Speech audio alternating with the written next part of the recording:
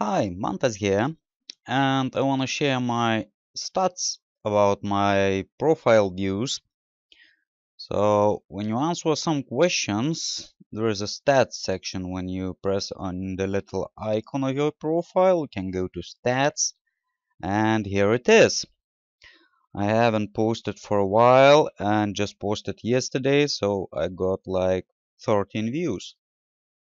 By the way, quora stats is on delay of 24 hours, so your upvotes and views will be visible only after 24 hours, just from the last actions.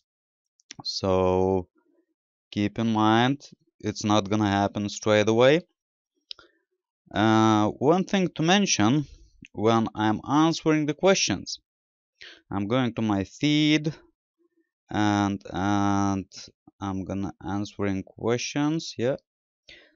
So if I'm gonna see some kind of interesting question, but I can't answer it straight away. I mean, it takes for me to, make a research or to think about or to write something, or I don't have time now. I just, watching the feed, but want to answer that question later.